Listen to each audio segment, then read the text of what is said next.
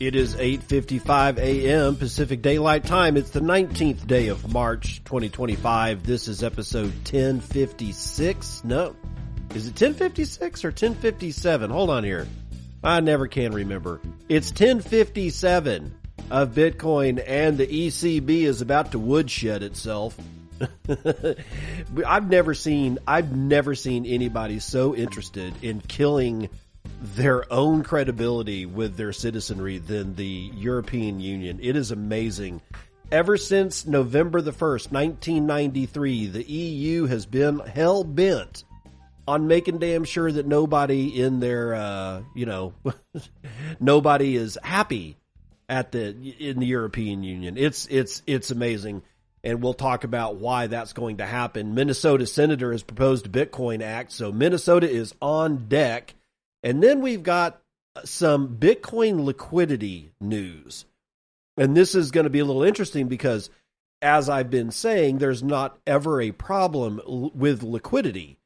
And I just feel that it's necessary to bring you the other side of that story, because I am not the only person that has an opinion on Bitcoin's liquidity. So I'm going to tell you from somebody else's viewpoint about Bitcoin liquidity.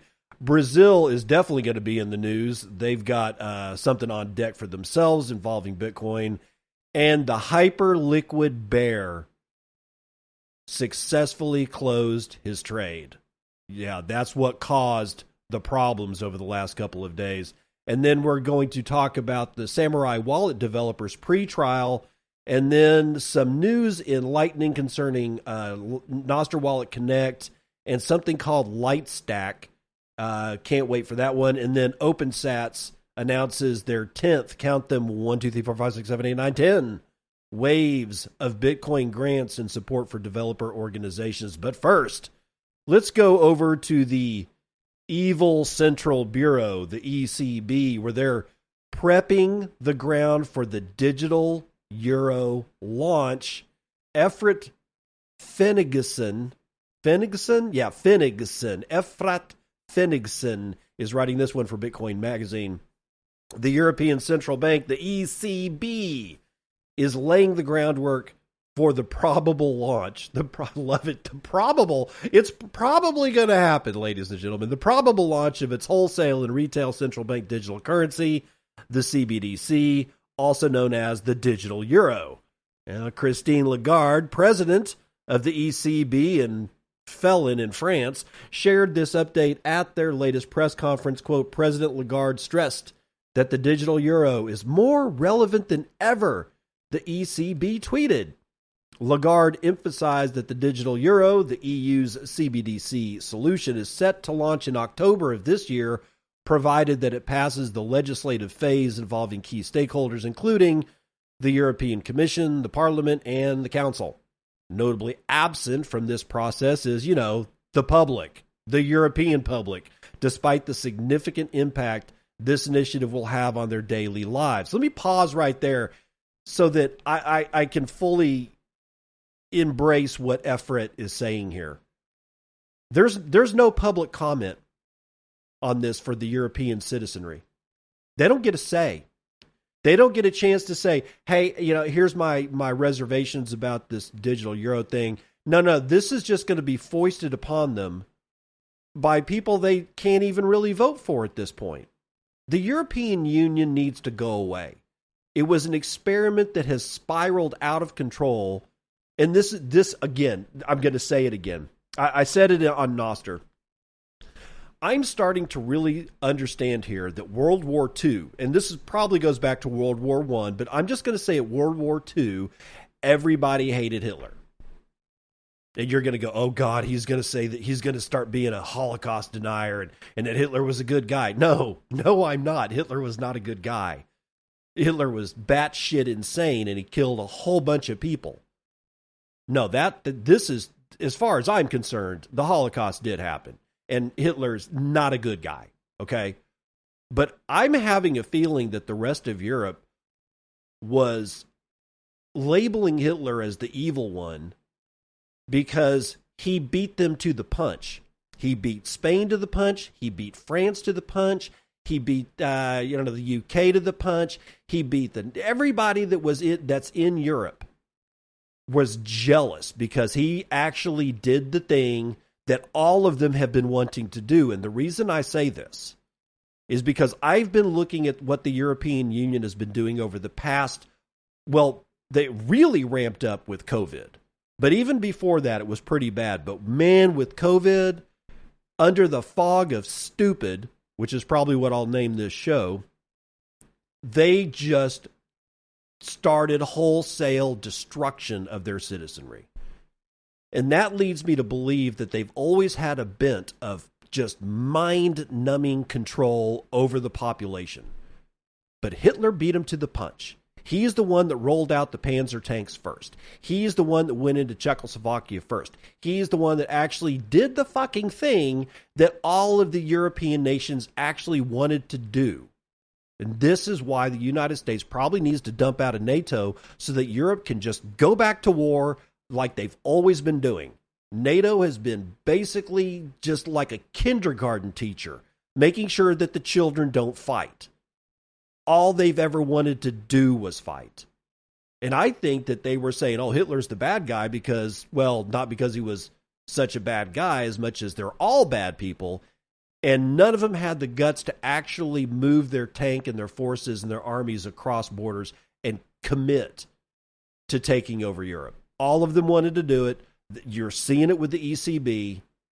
It's just that Hitler actually pulled the trigger first. And they were really pissed at him. And they were like, oh, he's trying to kill us all. And he was. But you would have done the same thing.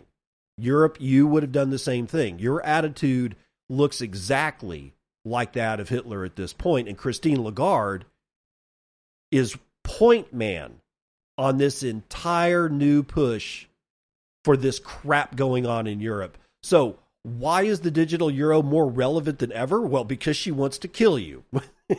Anyway, could it be linked to Ursula von der Leyen's recent Rearm Europe announcement, which proposes the creation of a EU army, which isn't supposed to happen under NATO, but whatever? The initiative requires an estimated 800 billion euros in funding, money that the EU does not have. The options? Extracting it from EU member states and their citizenry, or via printing fresh funds through the ECB. Either way, it's time to warm up the ECB's money printer. Money printer, go burr. Furthermore, the European Union has introduced the, quote, Savings and Investments Union, aiming to redirect 10 trillion euros. That's trillion with a T, not billion with a B or million with an M. No. 10 trillion euros in unused savings from citizens to finance military growth and bolster Europe's defense industry. Let's pause again. Can somebody do the math and add up all those zeros that it takes to get to 10 trillion and then divide it by how many citizens are in the EU and come up with a number of how much savings is going to be taken away from them? And I will bet you, if you do that math, and I have not done the math, but I will bet you if you do that math, you will find out that they are presuming that the amount of savings the EU citizenry has in their bank accounts is way larger than what it actually is. 10 trillion euros. And they want to steal it by calling it unused savings. Jesus, my God almighty. Quote, we're turning private savings into much needed investment, tweeted von der Leyen. If this hasn't shocked you already, I'll try to clarify. This is a clear violation of private property rights and an implicit confiscation of European citizens' wealth while bluntly using their funds in the EU, as the EU sees fit, including funding a military-industrial complex without even asking them. If the EU is accelerating toward totalitarian collectivism, as this statement suggests, then the CBDC would be a powerful tool enabling tighter control over Europeans' money with features like an on-off switch and programmable abilities. Christine Lagarde recently campaigned at the European Parliament, arguing that the digital euro is necessary to reduce the EU's dependence on foreign payment solutions. European banks must innovate payment methods, but the EU's primary concern isn't just reliance on tech giants like Google Pay or Apple Pay. It's the potential for widespread adoption of decentralized global protocols like Bitcoin. The ECB is observing geopolitical trends, noting that the United States is embracing crypto, Bitcoin, and stablecoins, technologies that pose a risk to centralized control. Unsurprisingly, they are choosing a different path. According to Reuters, quote, Eurozone banks need a digital euro to respond to U.S. President Donald Trump's push to promote stablecoins as part of a broader crypto strategy. ECB board member Piero Cipriani reinforced this stance, stating, quote, the solution further disintermediates banks as they lose fees, they lose clients. That's why we need a digital euro, end quote. Bottom line, Lagarde's and von der Leyen's recent agendas are aimed to drive more centralized control while strengthening the EU hierarchy, governance, and incentive structures that has always been their role. The ECB recently published findings from a survey on consumer attitudes towards retail CBDC conducted among 19,000 Europeans across 11 Eurozone countries. And the key takeaways include, number one, lack of interest. Most Europeans are not interested in the digital euro, as existing payment methods already serve their needs well. Number two, the Europeans are open to propaganda. While public interest is low, the survey found that Europeans are receptive to video-based education and training. The ECB study suggests that CBDC-related videos could drive widespread adoption by reshaping consumer beliefs. This is propaganda. This is the role of propaganda, ladies and gentlemen.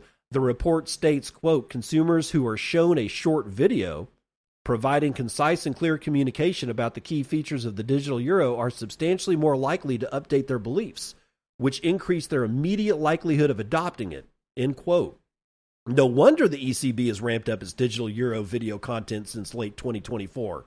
And then she gives an example of such by posting a video to Twitter, and I'm not going to play it.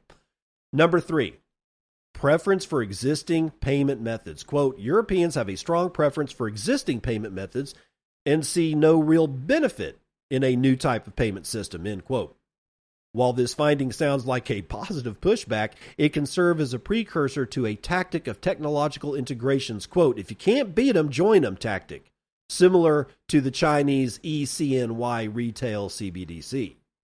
A recent Euromoney article highlighted ECNY's integration, that's the E1 or whatever they called it in China, integration with China's most popular apps like Didi, Minution, Ctrip, WeChat Pay, and Alipay. A move that facilitated its widespread adoption. Despite early struggles, ECNY now boasts 180 million personal wallet users and a cumulative transaction value of 1 trillion. That's trillion with a T, dollars. I recently explored this topic in depth with Roger Huang recently on my podcast. On the wholesale CBDC front, the EU is experimenting with distributed ledger technology to interconnect financial institutions across Europe and beyond. This follows exploratory work conducted by the Euro system between May and November of 2024. Their trials involve 64 participants, including central banks, financial market players, the DLT platform operators, conducting over 50 separate experiments.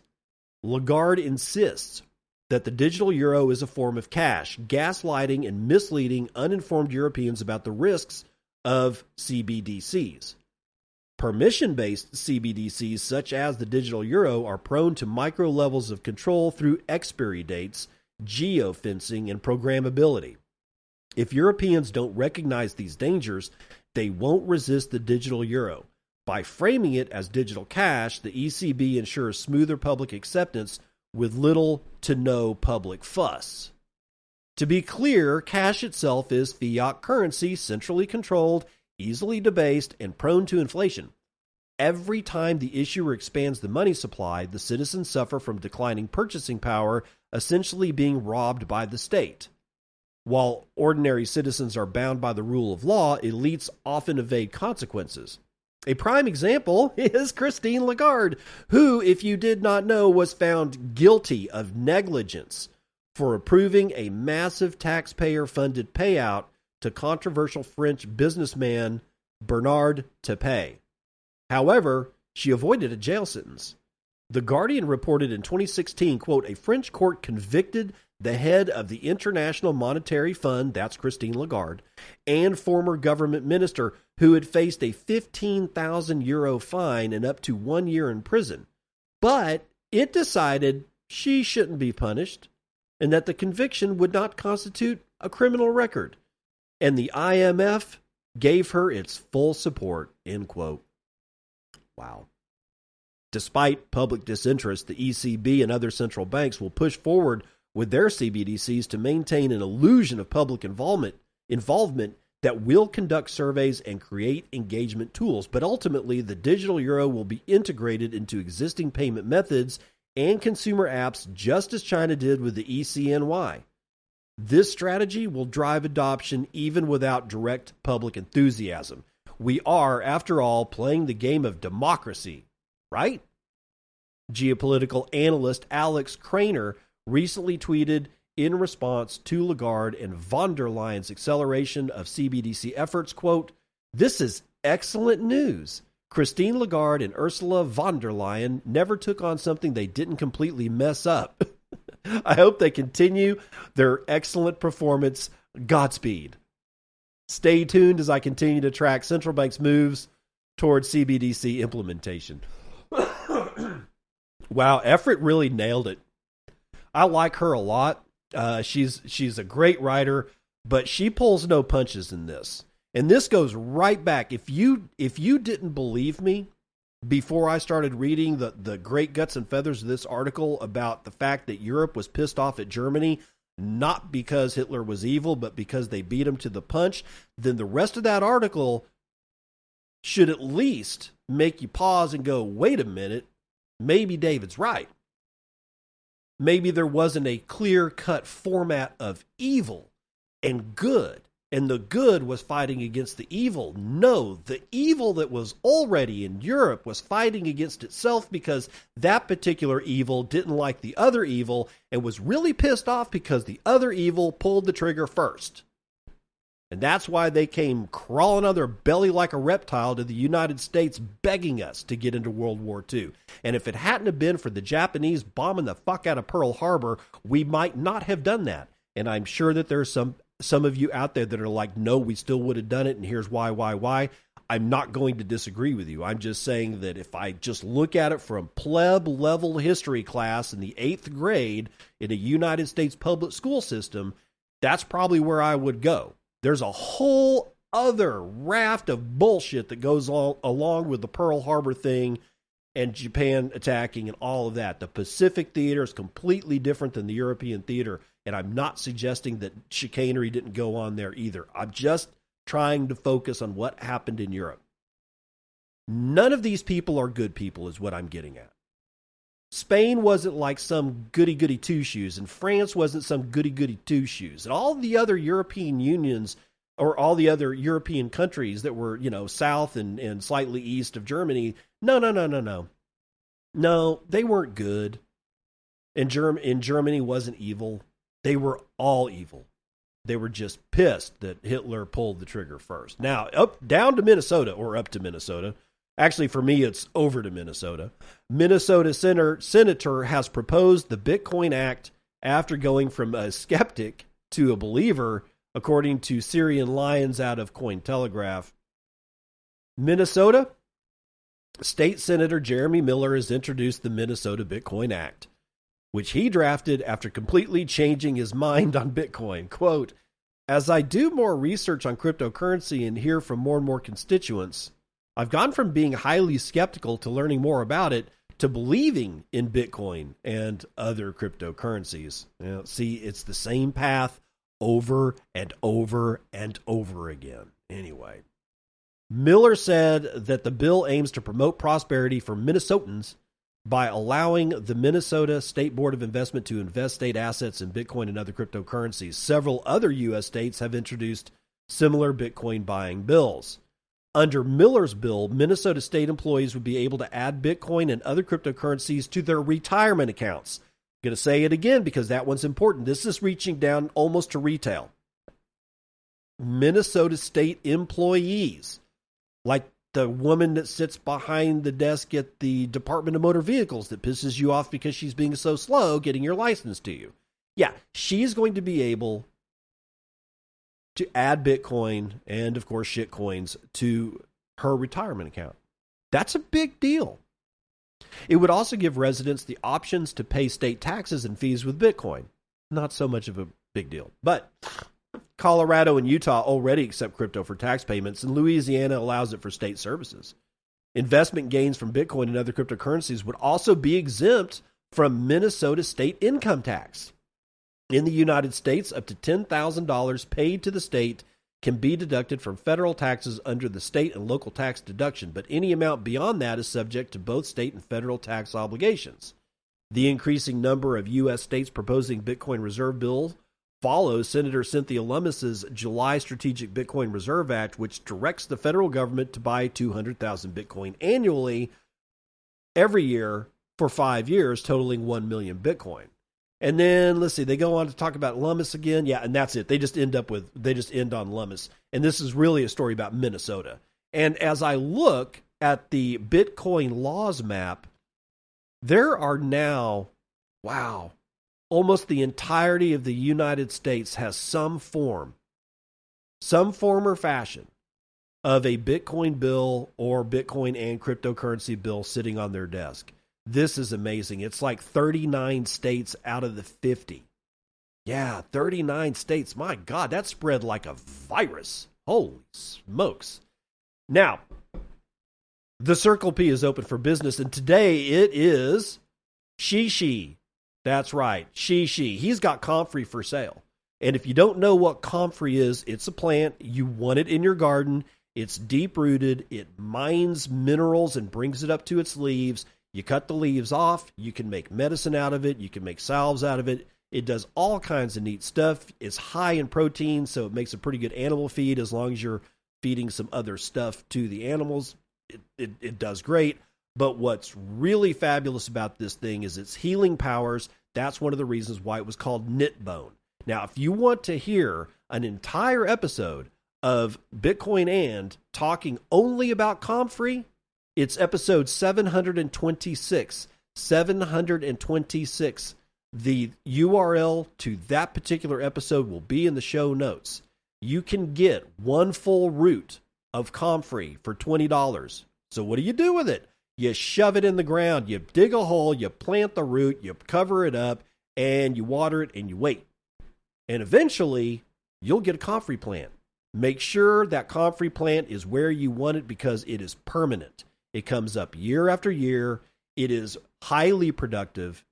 And if you chop all the leaves off and like throw it into your compost pile, or you can just drop it wherever it is and let it just become mulch, it will just kind of like all those minerals that were mined out of the soil will just become part of the topsoil and be available for all the other plants. And then all of a sudden, the Comfrey plant will grow back a whole new set of leaves. We're talking like pounds of leaves at a time. I've cut Comfrey plants 8 times in a single season, and I could have cut it 14 if I had wanted to, but I didn't. Anyway, so you can get one full root. We'll give you one plant for $20. You can get root cuttings, which are smaller roots, for $1 a piece. Or you can just buy the one full root for 20 and then cut it into 20 different pieces. Each piece, if you get a piece about the size of half of your thumb, that is enough root tissue to throw into a hole in the ground to create a brand new Comfrey plant. You're going to want Comfrey in your soil. Reach out to Shishi. You can get him at Shishi21M at protonmail.com, or you can go and get his npub that will be also in the show notes. Make sure you tell him that you heard about his Comfrey here on the Circle P in the Bitcoin and podcast, because Shishi is one of the earliest vendors that I featured in the Circle P. If you're not selling your goods and services for Bitcoin, you're not in the Circle P. Let's move on to Bitcoin liquidity. It's drying up, apparently. Now, like I said yesterday, Bitcoin liquidity doesn't ever have a problem. So let's see what Sebastian Sinclair is saying about the fact that Bitcoin liquidity seems to be drying up as markets adjust to a sharp correction. This is out of Decrypt, by the way. Bitcoin's market liquidity is tightening as the cryptocurrency continues to consolidate following a steep correction from its February peak above 102,000.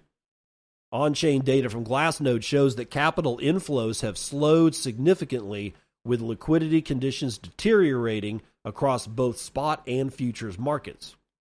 Exchange inflows, which is a key measure of market activity, have dropped more than 54% from the cycle peak, reflecting lower investor participation, and at the same time, open interest in Bitcoin futures has declined by 35%, falling from $57 billion at the market's all-time high to $37 billion, signaling a reduction in leverage and speculative activity. Pausing to say, in my opinion, good. The asset is down 23% from its January 20th all-time high near 109,000 and a further 15% over the last 30 days to 82,800, CoinGecko data shows. Well, a major factor contributing to the liquidity crunch appears to be an unwinding of the cash and carry trade, a strategy which traders arbitrage Bitcoin's price premium in CME futures relative to spot prices. Another factor analysts point to is the shifting sentiment on macroeconomic developments abroad, a pivot from knee-jerk responses earlier in the month to President Donald Trump's tariffs. Quote, in the absence of fresh tariff headlines, geopolitics has returned to the forefront, Singapore-based digital asset trading firm QCP Capital wrote in a note on Tuesday. Quote, Israel's renewed strikes on Gaza following a temporary truce have pushed gold soaring past $3,000, while Bitcoin continues to exhibit a negative correlation, it said. With the market shifting into a risk-off mode, institutional players are scaling back those positions, leading to ETF outflows and further downside pressure on Bitcoin's spot price.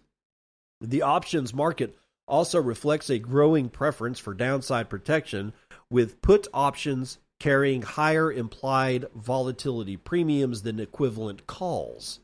Meanwhile, short-term hodlers are experiencing substantial unrealized losses, prompting some to just flat-out capitulate. Despite the broader sell-off, long-term holders remain primarily inactive, Glassnode said, suggesting long-term conviction in Bitcoin's value proposition remains intact. So what he's saying here is that there's not a whole lot of Bitcoin flowing onto exchanges. Guys, that's not what I mean when I say liquidity. You will always find a buyer. If you need to sell some Bitcoin, you will find somebody to buy that Bitcoin. If you need to buy some Bitcoin, you will always find somebody to sell you that Bitcoin. The liquidity that this person is talking about is trading liquidity. And yes, what I just said is a form of trading liquidity, but you're not trading it because you have got like 12 Tom Collins, up your snoot and decide to go down to the casino and gamble away your children's trust funds. I mean, that's not what we're talking about here. Liquidity in Bitcoin has always been fine. Now, if you're a trader and you want to do, $520 million short bets on Bitcoin, yeah, you might have problems finding the liquidity. But that's not really useful, is it? Because that's just you being greedy and being stupid because you think a casino is some kind of bank account you can just go to because you've got a system. Yeah, screw your system, dude. Screw your system. Okay, so Brazil, down south from me, is exploring a law to allow salary payments in Bitcoin. This is out of Bitcoin News, written by Alex Larry. Brazil is moving towards Bitcoin integration in its economy with a new bill proposed in the National Congress that allows workers to receive part of their salary in Bitcoin and other digital currencies. And if approved, the law will give employees the option to receive up to 50% of their wages in Bitcoin and the other 50% in the Brazilian real. The bill was submitted by Luis Felipe of Orleans y Brancia, federal deputy from Sao Paulo. He believes that the proposal will modernize Brazil's financial system and encourage investments and give workers more flexibility. The proposed law, titled, quote, Regulation of the Payment of Salaries, Remunerations, and Labor Benefits with the Use of Virtual Assets, God, that is a long title, is being reviewed by the Chamber of Deputies, and if approved, it will go to the federal Senate for discussion. Okay, so it's got a long way to go. So this is a bill that's like developed outside of all of their chambers of kings and queens or whatever they call their Senate. And then it goes to the Senate, and then it goes to their committees. And then I guess it passes out of their committees and then gets voted on. It's got a long way to go. So the only thing that we can grin about here is that some dude that's got the ear of the government in Brazil is interested in Bitcoin. Just saying. So everybody got sick because the puking that occurred in Bitcoin over the last few days. And you may be wondering, why? Why, God? Why? Why me? Why is it just me? When I wake up and I start looking at the chart, it automatically goes to the red. Yeah, I feel you, pal. I feel you. I'm there. I'm right there with you. But it's not you. It's this asshole. Infamous HyperLiquid leverage trader closes a $520 million short BTC position, netting $9.4 million in profit. Yeah, he didn't do anybody any good except for himself. And sometimes you win at the casino, sometimes you lose, and we'll learn more. Again, this is Out of the Block. Danny Park is writing. On Tuesday, an infamous trader nicknamed the HyperLiquid Whale closed a leveraged short Bitcoin position of over $500 million on the decentralized perpetual trading platform. I need to pause. When they say that he closed a leveraged short Bitcoin position, it means he won. What you wanted to hear was that I would rather the sentence read thusly. On Tuesday, an infamous trader nicknamed the HyperLiquid Whale got fucking liquidated on a leveraged short Bitcoin position of over $500 million. That's what I wanted to read, but that's not what happened. Blockchain analytics platform Spot On Chain identified the trader's wallet address as, and they give the wallet. The wallet had a short position of 6,210 BTC or 520 million with 40x leverage. Wow. On Tuesday, the trader exited the position with over $9.4 million in profit. The same person is believed to have previously built a long position in Ethereum, reaching over $300 million last week. This position was later liquidated. That's what you want to hear, leaving Hyperliquid's HLP, or the Hyperliquidity Provider, vault with $4 million of losses. And according to Hyperscan data, the wallet in question currently holds a 5x long position on the Melania meme coin worth $3.3 million. Are you shitting me? Really? See, this is the degeneracy in our society. Melania coin, you're going to take a long position on Melania at $3.3 million? The hell is wrong with these people? Meanwhile, blockchain sleuth Zach XBT claimed on X that this trader could be a cyber criminal. Quote, it's funny watching CT speculate on the Hyperliquid Whale when in reality it's just a cyber criminal gambling with stolen funds, he commented. He may be right. I don't know. I have no idea. All I have is what I'm giving you, and I hope it's helping you navigate what the hell's going on. Let's run the numbers.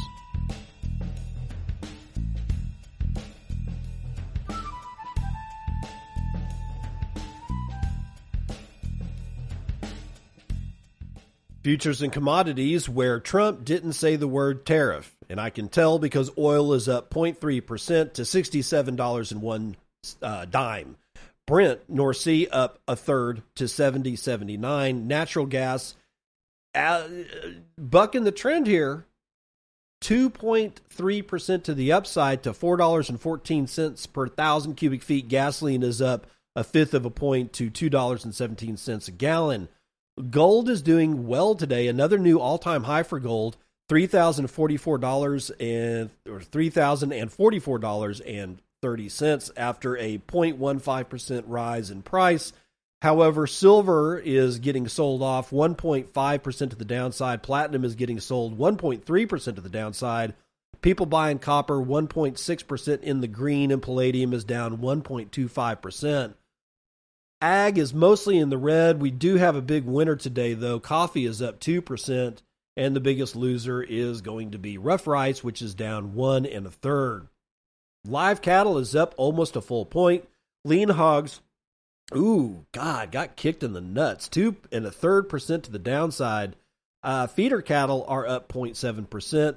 The Dow is up 2/3 of a point. So Legacy Financial's doing well today, I suppose.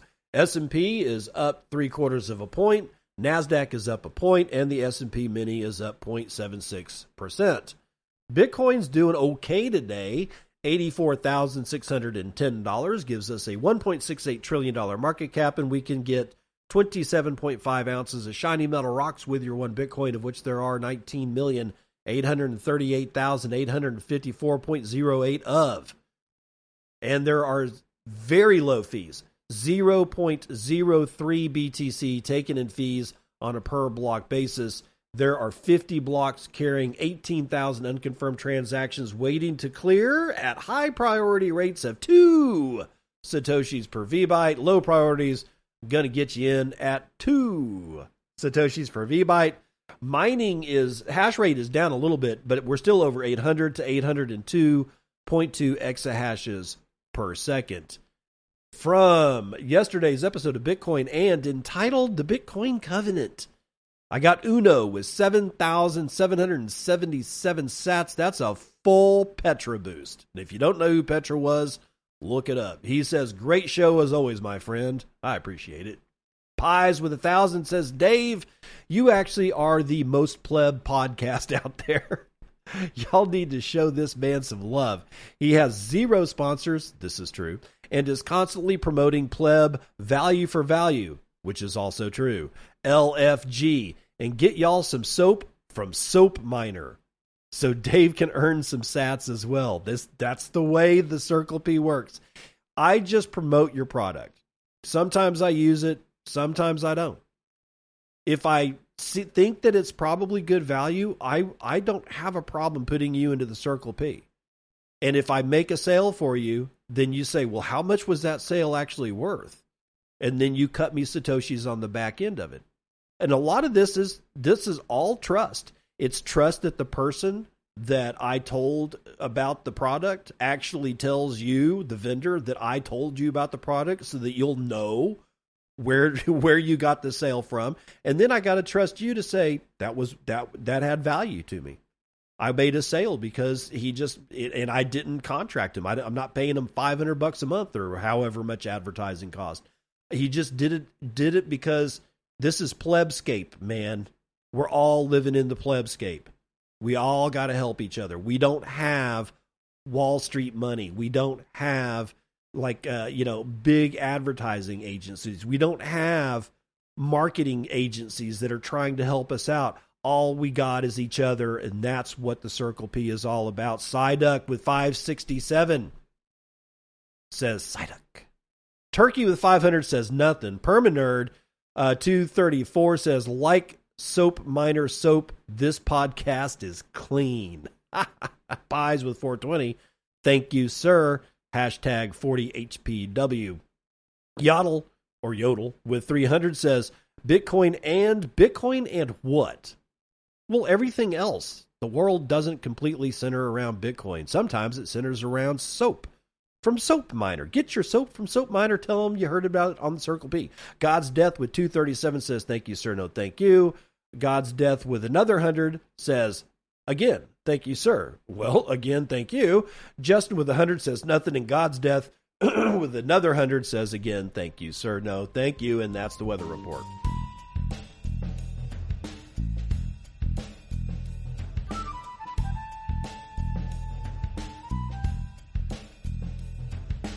Welcome to part 2 of the news you can use, where I am still wondering about 10 trillion euros in, quote, unused savings being stolen from the European citizenry. They don't even have $10 trillion in savings. I guarantee you that number is way high.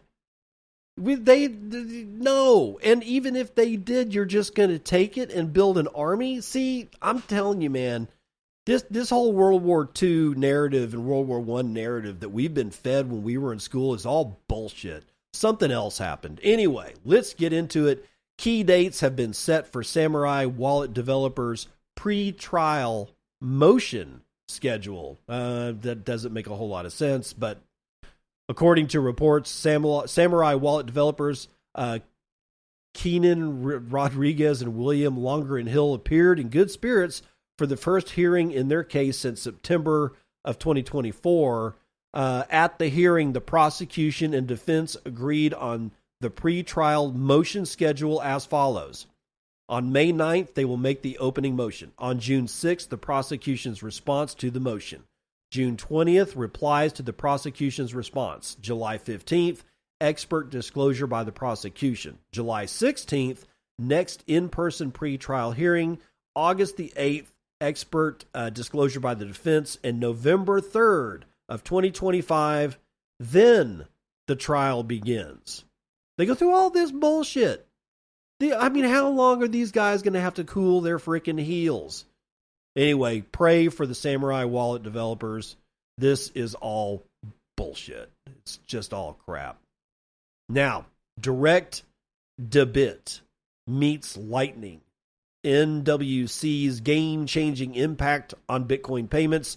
NWC better stand for Nostr Wallet Connect. This is out of Lightning News. You can get it at lightning.news, and it's written by James. In recent years, Bitcoin's ecosystem has seen significant advancements, particularly with the integration of Nostr Wallet Connect. Oh, thank God. This innovation is transforming how payments are processed within the Bitcoin network, offering decentralized identification and direct debit, DEBIT functionalities. These developments are poised to enhance user experience and expand Bitcoin's accessibility. At the core of Bitcoin's layered ecosystem lies a complex network of transactional processing systems. The first layer, often referred to as Layer 1 or the Bitcoin blockchain itself, handles approximately 19 million transactions per month. While this layer is renowned for its security and decentralization, it is limited by slow transaction processing time and high fees. The limitation is not a flaw, but rather a design choice that ensures the network's security and integrity, as the scarcity of block space is what drives the value and security of the blockchain. In contrast, a second layer, known as the Lightning Network, processes around 10 million transactions monthly. This layer has experienced remarkable growth with a 1,200% increase over the past 2 years. The Lightning Network offers faster and cheaper transactions, making it attractive. This rapid growth underscores the demand for scalable and cost-effective payment solutions. So, beyond these foundational layers, Nostr emerges as a third layer, often referred to as the social layer of Bitcoin. With approximately 135,000 transactions per month, Nostr is focused on social and payment innovations, and one of the key features of Nostr is its ability to enable decentralized user identification through public keys. This capacity allows for a more secure and private form of identity management, aligning with the broader principles of decentralization that underpin the Bitcoin network. The integration of Nostr Wallet Connect, or NWC, is particularly noteworthy for its potential to transform how payments are processed within the Bitcoin ecosystem. NWC introduces direct debit, DEBIT functionality, allowing app developers to manage transactions without requiring users to manually sign with their private keys. This innovation significantly simplifies the payment process, making it more akin to traditional fiat payment systems while maintaining the security and decentralization that Bitcoin offers. In practice, NWC is already being utilized by platforms like Flash, which integrate Nostr Wallet Connect to enable tools such as payment buttons, paywalls, and video pay-per-view systems. These innovations are making it easier for businesses to monetize their content and services directly with the Bitcoin ecosystem. For instance, Flash allows users to connect their wallets directly to the platform, enabling seamless transactions without the need for any intermediaries. This model not only reduces transaction costs, but also enhances user privacy as well as security. For developers, NWC provides a streamlined integration process that requires only a single line of code to enable payments across multiple wallets.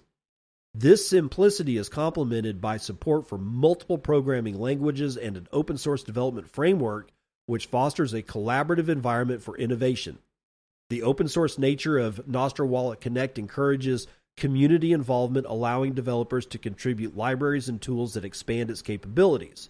One of the most significant advantages of Nostr Wallet Connect is its regulatory and security benefits. By operating without holding custody of any user funds, NWC reduces the regulatory risks associated with traditional payment processors. This model also enhances user safety, as funds are never held by a third party, thereby minimizing the risk of theft or loss. This approach aligns with the decentralized ethos of Bitcoin, where control over the funds remains with the user at all times. The application of NWC are far-reaching and innovative. For instance, it enables recurring subscriptions directly from wallets, a feature that has been challenging to implement in the Bitcoin space due to the lack of direct debit capabilities. This functionality opens up a new revenue model for businesses operating within the ecosystem, allowing them to offer subscription-based services in a manner similar to traditional fiat systems. However, unlike traditional systems, these subscriptions can be managed entirely within the Bitcoin network, eliminating the need for fiat intermediaries. And furthermore, NWC facilitates split payments, enabling revenue sharing among multiple parties. This feature is particularly useful for businesses that need to distribute payments to various stakeholders such as content creators or affiliates. By allowing split payments, Nostr Wallet Connect introduces a level of flexibility in financial transactions that was previously unavailable in the Bitcoin ecosystem. The integration of NWC with platforms like streaming services is another area of significant potential. Traditional streaming platforms such as Twitch often act as intermediaries between creators and their audiences, taking a substantial portion of the revenue generated from subscriptions and donations. Well, with NWC, it becomes possible for users to subscribe directly to creators, with platforms taking their fees only after the creator has been paid. This model not only reduces the intermediary's control over fundage, but also provides creators with a more direct access to their earnings. In terms of future outlook, the adoption of Nostr Wallet Connect is expected to drive further growth in Bitcoin's ecosystem by making transactions more accessible and user-friendly. As more wallets integrate with NWC, developers will have greater opportunities to build innovative payment solutions without the complexities of managing wallets or liquidity. This shift could significantly expand Bitcoin's utility in mainstream commerce and digital services, positioning it as a viable alternative to traditional payment systems. Moreover, the emphasis on decentralization and security inherent in NWC aligns with the broader goals of the Bitcoin community. By maintaining control over the funds and reducing reliance on intermediaries, users can enjoy a more secure and private financial experience. This alignment with Bitcoin's core principles is likely to foster greater trust and adoption among users who value decentralization and autonomy in their financial transactions. The impact of NWC on the broader financial landscape is also noteworthy. Traditional payment systems often rely on intermediaries to facilitate transactions, which can lead to higher fees and slower processing times. In contrast, NWC offers a decentralized alternative that maintains speed, security, and cost efficiency. This could potentially disrupt traditional payment models by providing a more streamlined and user-centric experience. Furthermore, the open source nature of NWC encourages collaboration and innovation within the developer community. As more developers contribute to the platform, new features and applications are likely to emerge, further expanding the capabilities of Bitcoin's payment ecosystem. This collaborative environment is crucial for driving growth and adoption, as it allows for the creation of tailored solutions that meet the diverse needs of users and businesses. And Nostr Wallet Connect is at the forefront of innovation in Bitcoin's payment ecosystem. As the financial landscape evolves, the role of NWC in shaping the future of cryptocurrency transactions will be pivotal. Its potential to transform how payments are processed, managed, and innovated upon will undoubtedly have far-reaching implications for both the Bitcoin community and the broader financial sector. So there you go. And one thing that bugs me about this is what people are never saying about Nostr Wallet Connect. Now, I use it every day. Lots of developers use it every day. They're like, Nostr Wallet Connect is part of my GitAlby experience. I mean, that GitAlby runs an entire section of my Lightning Network facilitation. What's not said about Nostr Wallet Connect is that it was developed by the guys at GitAlby. They get almost no credit for Nostr Wallet Connect. Nobody ever talks about it. They just say, oh, Nostr Wallet Connect, but they don't ever say Nostr Wallet Connect, that great thing that was developed by the dudes over there at GitAlby. It's never said.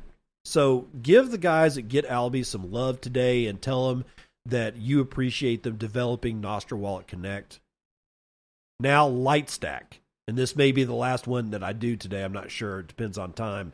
Lightstack, a self-custodial Lightning node with Phoenix D, or Phoenix Daemon, I suppose is what Phoenix D means. This is written by Massimo Musumichi. I am getting that right, and it's out of atlas21.com. Self-custody represents one of the fundamental pillars of the Bitcoin ecosystem.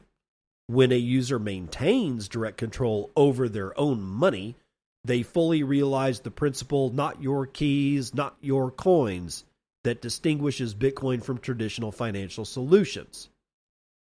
This characteristic, sometimes sacrificed for the ease of use, finds a new application thanks to tools like Lightstack. In traditional custody solutions, a third party holds the user funds, compromising the principle of trustlessness at the very foundation of Bitcoin itself.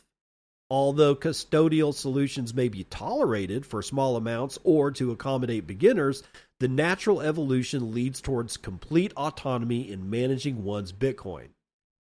It's understandable that a beginner might start with a custodial wallet to become familiar with the technology. The priority goal remains increasing transaction volume outside traditional financial networks, even at the cost of temporary compromises on custody. However, as volumes and experiences increase, adopting self-custodial solutions becomes essential. In this context, tools emerge that facilitate the transaction to full autonomy. Phoenix D, on-demand node developed by Async. LNBits, a modular suite of Lightning tools that integrate API. And then Voltage, more complex but customizable solutions.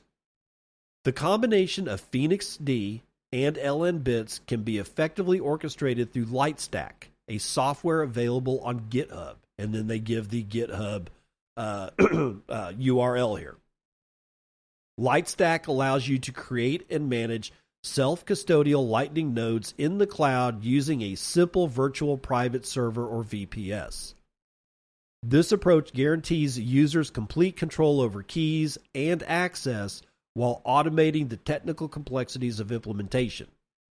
When using Lightstack, an LNBits instance becomes immediately available on the node. The system automatically configures SSL certificates for all domains associated with Phoenix D endpoints and the LNBits interface, including its API. So why choose LN bits in the first place? Well, it represents the true operational command center of the Lightning node, offering a platform on which to run numerous applications and plugins. Developers can create custom applications using the powerful integrated APIs. A practical example is the sats.mobi Lightning Suite, a solution I personally developed using the LN bits architecture. This suite offers a wide range of Lightning native services like vouchers, point of sale, LND hub interface, and support for NFC cards. Thanks to integration with the Bolt service, it's also possible to implement swap functionality between different layers.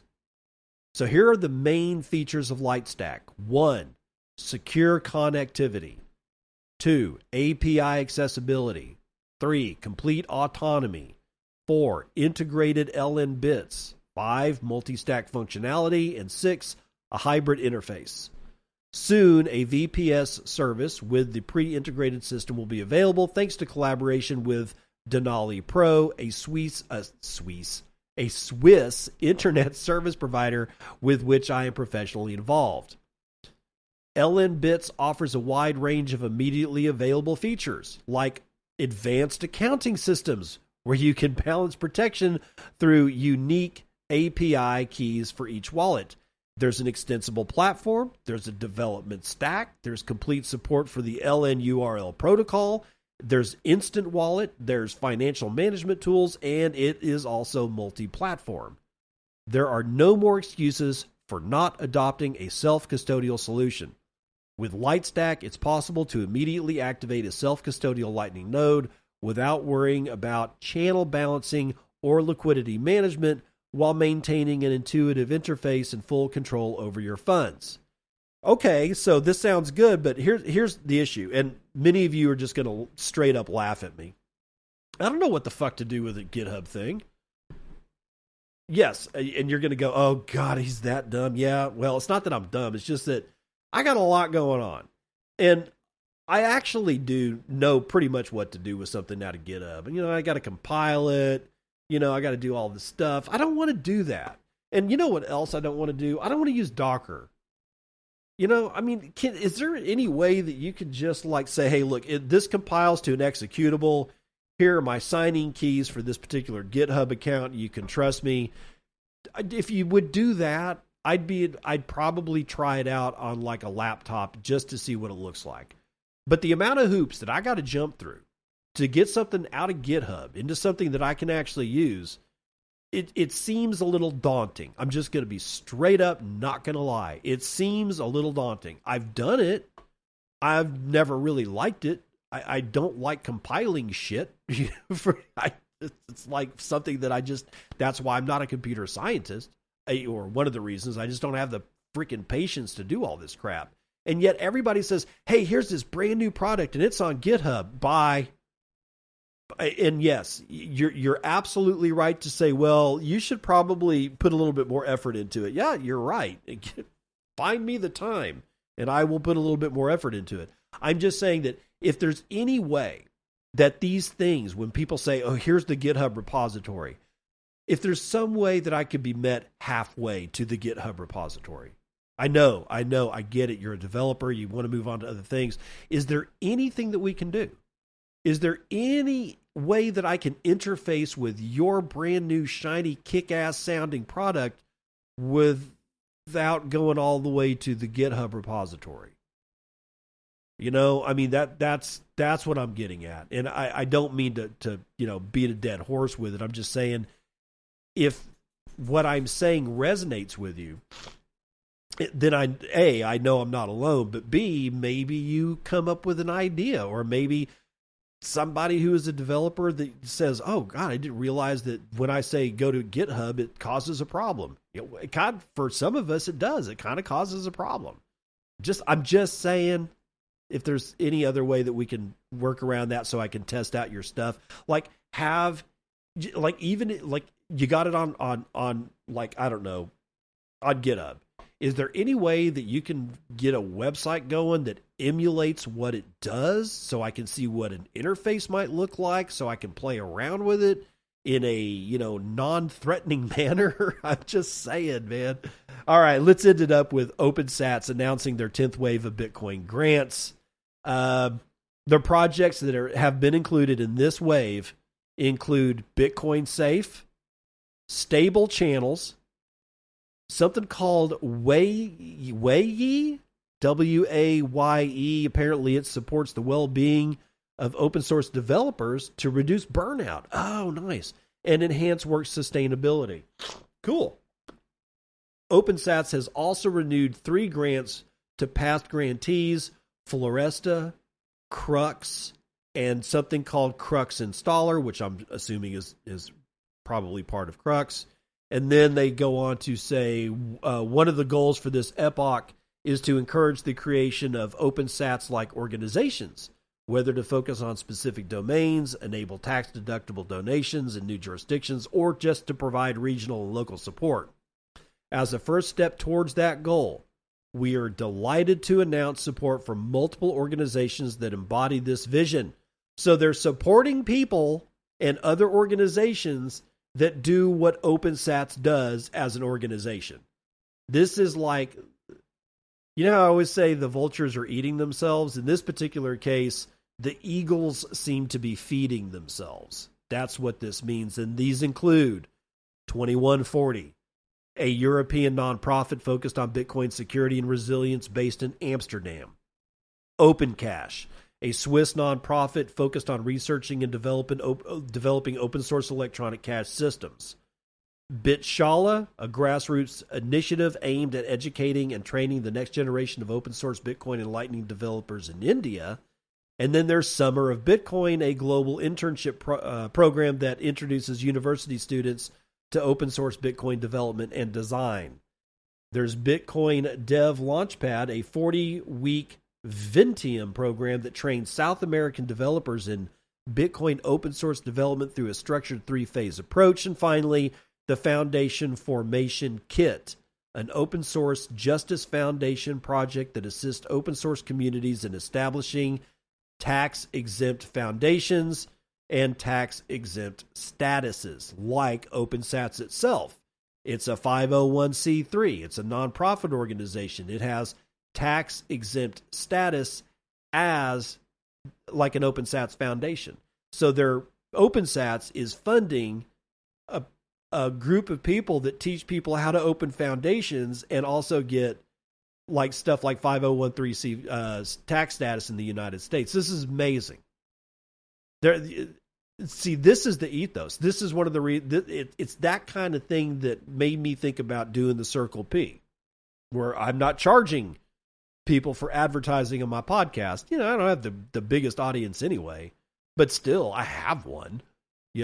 Other people are buying. Like yesterday, Soap Miner made a soap sale because of the Circle P, right? But I'm not like I'm not invoicing Soap Miner for like a number of sats that he owes me because I made a sale for him.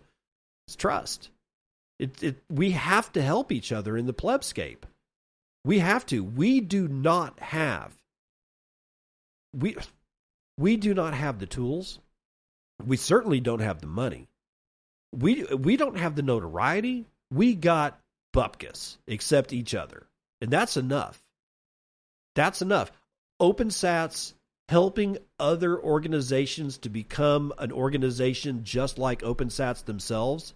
You would think that OpenSats would just want to be the only people that do it, but they don't. They don't. And people can get mad at OpenSats because your project didn't get funded and I don't know, whatever the bitch fest is. But I still love the idea of OpenSats and what they're doing over there. And the fact that they are now like self-replicating by using funding that OpenSats has to pull the very wind out of their own sails is amazing to watch. It's amazing to watch. If we do this right, we can change everything. Not just with OpenSats, not just with value for value advertising, not just with value for value content creation and podcasting 2.0. We go on and on and on, and we start balling all this up, and things get really bright. And I think I'm just going to leave it there. I'll see you on the other side. This has been Bitcoin and I'm your host, David Bennett. I hope you enjoyed today's episode and hope to see you again real soon. Have a great day.